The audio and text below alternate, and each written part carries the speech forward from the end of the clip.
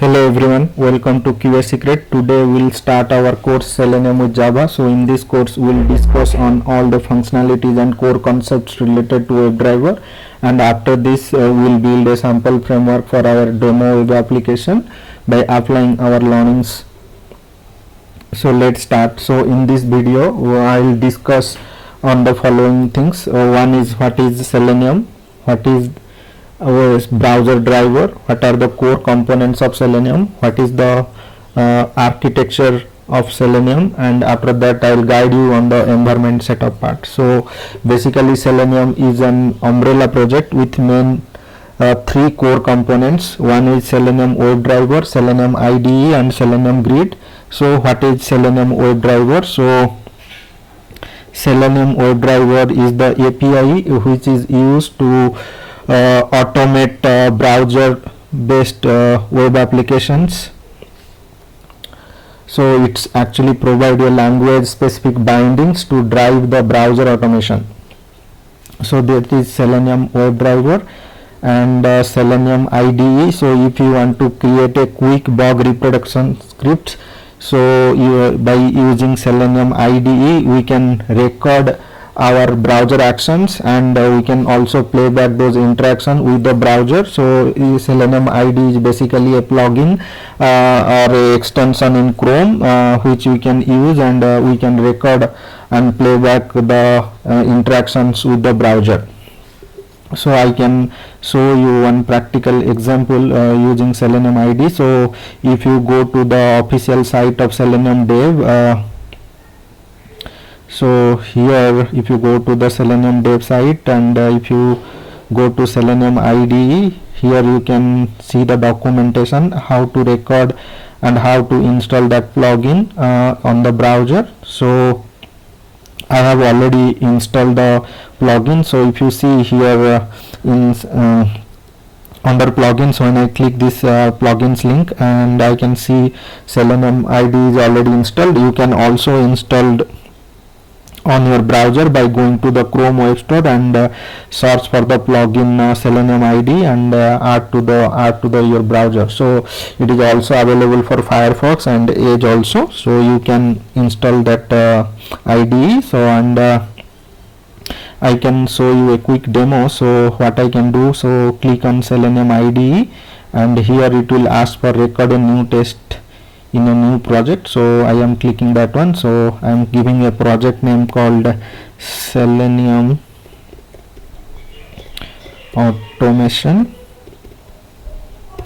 and clicking OK, and here it is asking for the base URL on which we want to record our script. So I can give https google.com. so I will record the script on Google. So click on start recording and it will open the browser. So here if you see in the bottom Selenium IDE is recording, that pop-up is coming. So now I am typing Selenium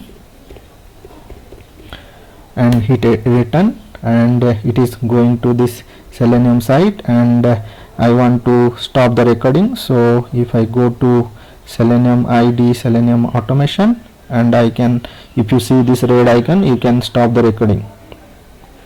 And here it is asking for the test name. So fast script I am giving the name. So if you click OK, so the test is already saved as fast script, and if you see the URL is https www.google.com, which is the base URL, and these are the commands we have performed on that browser. So in Selenium IDE you can also run or play back actually. So it is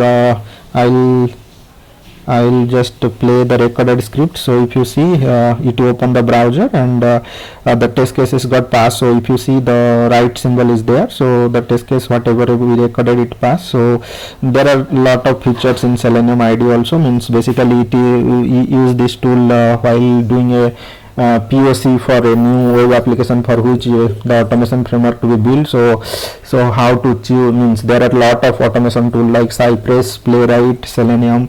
So when we start our framework for a particular web application, we do POC, so we ensure that okay, it is compatible with Selenium and or not. So that time we use this tool for our quick experiment. So yeah, so that's there. So here if you see these are the commands, and these are the different commands you can perform. You can change the commands here, and here in the target these are the locators supported by Selenium, so you can also change the locators and again rerun the script, and you can save the script by clicking save button. So I am clicking save, and it will get saved. So the file will be downloaded as .side. So this is a Selenium script.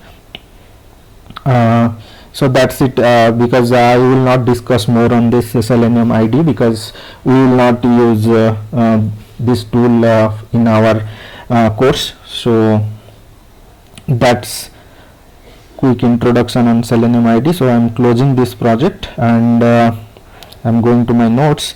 And now we already discussed about Selenium WebDriver and Selenium IDE. Next is Selenium Grid. So basically Selenium Grid comes into picture when you want to test against a vast combination of browser and OS actually. So if there is a requirement, you have a 1000 test case, and you have to run those test case on different browsers like Chrome, Firefox, and combination of with operating system as well, like Mac, Linux, Windows. So at that time we choose Grid so that we can distribute our test case and run them on several machines and several browsers, so that it will save our time, and as well as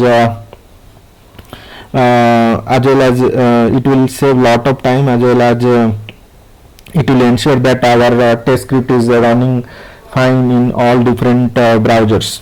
So basically the browser compatibility test also it helps actually in browser compatibility test.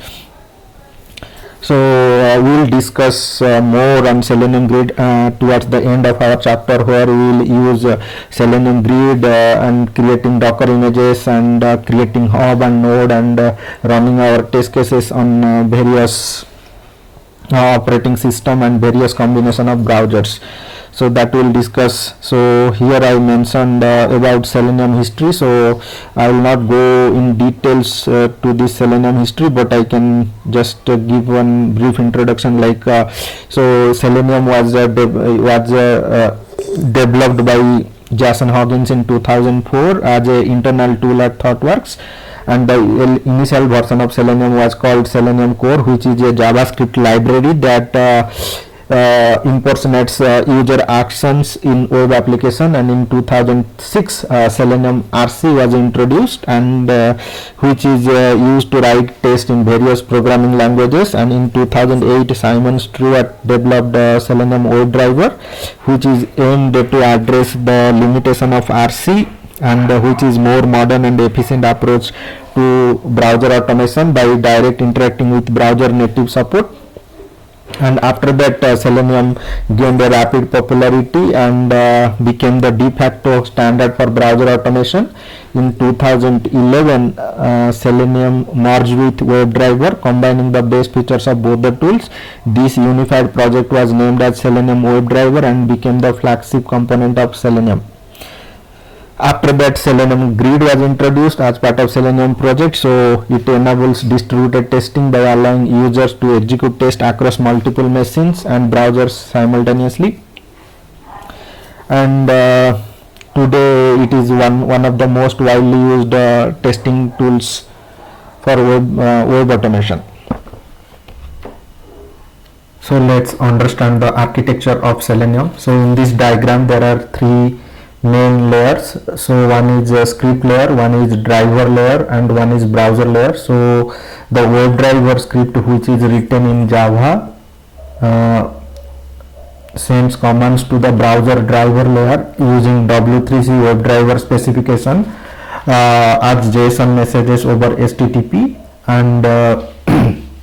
and these browser driver layer translate them to browser actions. So these browser drivers are a native implementation of the browsers so they can translate to the browser actions, and each browser follow its own protocol, like Chrome DevTools protocol or Marinate protocol for Firefox, and interact with the elements. So from this we got to know that Selenium WebDriver uses driver, which are the native implementation by each browser to carry out the automation. So we can download these drivers from our from different sites, which I already mentioned in this table. So you can download these drivers, and basically Selenium WebDriver uses these drivers for web automation. So for Chrome you can download Chromium driver, and for Firefox you can download Gecko driver. For Edge you can download Edge driver. So similarly for all the drivers I listed down actually. And here I have provided the detailed description. So basically what I written, Selenium WebDriver uses drivers like Chrome driver and Gecko driver as intermediaries between the WebDriver script and web browsers. These drivers are platform specific binary files responsible for translating the commands from WebDriver script into browser's specification. So this is the main important point. So previously in Selenium 3 or in Selenium 2 actually, the communication between the script and the drivers followed by the JSON OR protocol, where the commands are exchanged as JSON messages over HTTP. However, in the introduction of Selenium Pro, the preferred communication protocol is now W3C WebDriver specification. This specification defines a standard format for sending commands from the script to the drivers, still using JSON over HTTP. And this part I have already discussed, how the data is flowing between our script layer to driver layer and driver layer to browser layer. And so basically you can see this W3C WebDriver specification. So everything is a JSON means HTTP request. So you can see the details of all these things in this W3C WebDriver specification. What are the JSON body, and what is the specification, what are different requests. Like you can see all these HTTP requests, like for creating a session, this is the post request having a session which will create a new session. So basically everything whatever we are writing in WebDriver in our automation script is internally sending these HTTP requests, and these requests are transferred through our browser drivers to our browser, and it interact with the elements.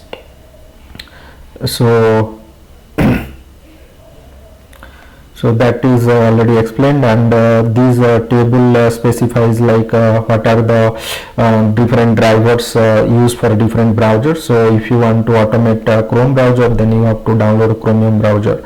So if you want to automate Firefox driver, then you have to download the Gecko driver, and if you want to automate Edge browser, then you have to download the corresponding driver from this link.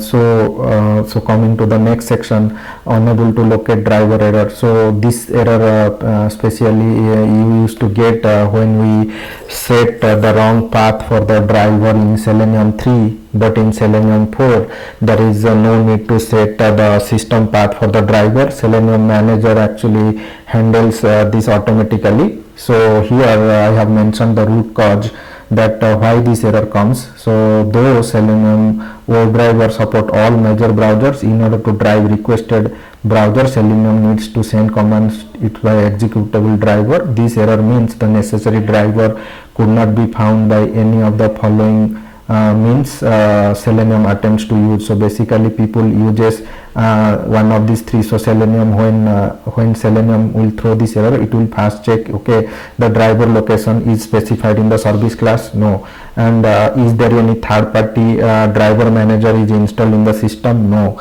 and if no driver exists in the directory is specified in the path environment variable, no. So if none of this means is present, then it will throw the error in Selenium 3, but in Selenium 4, if you are using Selenium 4, it will automatically handles the installation of browser driver. It will automatically download for you, and it will not throw error. So basically I use currently in Selenium 4, and I no need to manage or any driver in my local system, or no need of the third party manager like WebDriver manager also. So here you can set the possible solution. There are 3 possible solution, and I have mentioned here. So one is use the latest Selenium. So if you are using Selenium version 4.10 latest version, then no need to do anything. You can directly create a driver is equal to new Chrome driver. So the manager will automatically download those browsers, browser drivers, and your script will run smoothly. And if you are using older version, then either you have to set the path. So I have given the instruction like how to set path in Windows and Mac. So you can follow this, and you can set the download the driver from the corresponding site which I explained earlier, and you can set the path. Otherwise you can specify you can download the driver, and using this driver service class you can mention the location of the driver, and the instance of this Chrome driver service class you have to pass in the Chrome driver constructor, so that you will not get that error. So this is another way. And people used to use Selenium WebDriver manager. This is a third party tool basically. So if you go to this site WebDriver manager, so basically people used to use this project so dependency, so which will help us to create the driver, which will help us to create the WebDriver instance for different browser. So it will handle manage individual browser drivers actually. So previously in Selenium 3 we used to use this one, so that no need to maintain browser drivers in our local system.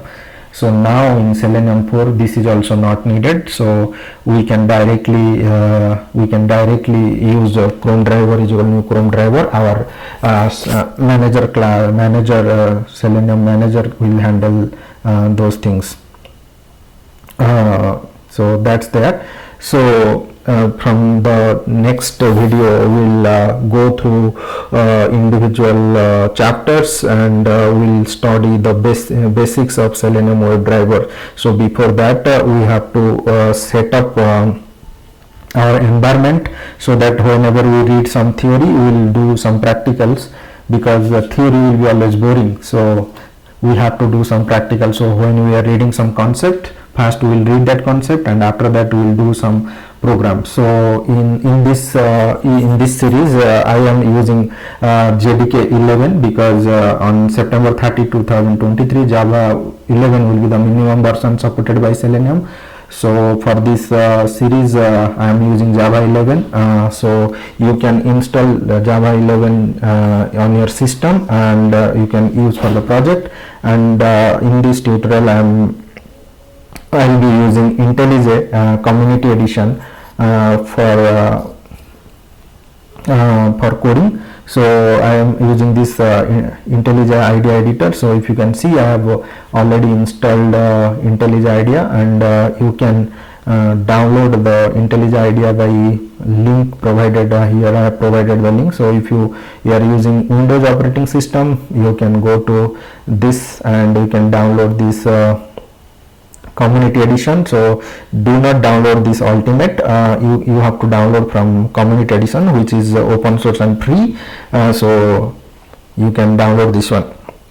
So I feel this IntelliJ is a bit stable than Eclipse. So that's why we are following IntelliJ IDEA. But if you are compatible with Eclipse also, that's not a problem. You can use Eclipse. And I have attached a screenshot, so there will be no confusion that you have to download the community edition. And for as part of our playlist and our framework development, we will be using Maven as a build tool.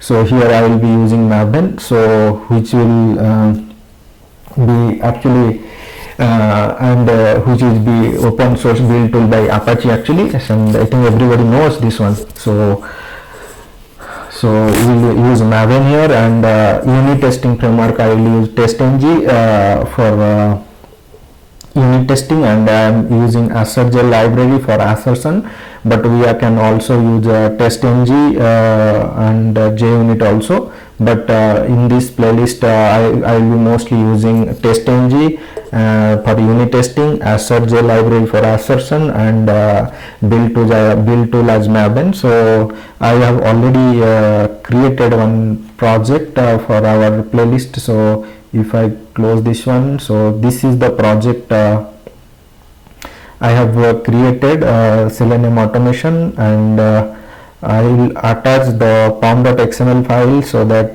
you can use these dependencies which will give us the latest version of all these dependencies like TestNG, Selenium Java. I am using 4.1.0. I am using Lomhook, I am using log for logging, I am using log4j here for logging purpose. So, and I am using Assergel library 3.2, 4.2, and you can use also TestNG assertion, so that's not a problem. So we can use that one, and I think I have attached the but I can show some sample demo that how we can create a project in IntelliJ. So when you install IntelliJ, you can open and you can create a new project, and here you can select something called demo, and you select the location. Here you can select Maven, and here you have to select the JDK version. So you install JDK first, and so that you can select here, and you can select Maven here, and you select Java. In advanced settings, if you want to change your group ID and artifact ID, because this will make your project unique, so you can give your group ID something like org dot your name, and suppose Sam, and you can give the artifact ID, and you can create the project. So here the project will be created, and after that you have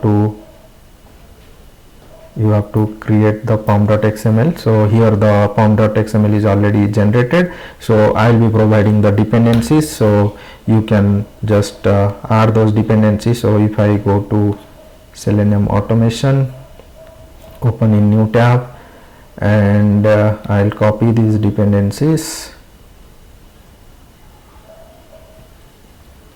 and I'll be pasting here, and I'll do Maven load. So all these jars will be downloaded automatically. So if you see under external libraries, all the jars got downloaded, so and linked. So that project is ready to go, means we are ready to go to use this project. So I'll create separate patches based on our chapter, and we'll practice here. So if you have any issues, just let me know, and please comment on my video below, so that I can able to help you if you are facing any issues. Thanks for watching. See you in the next video. Thank you.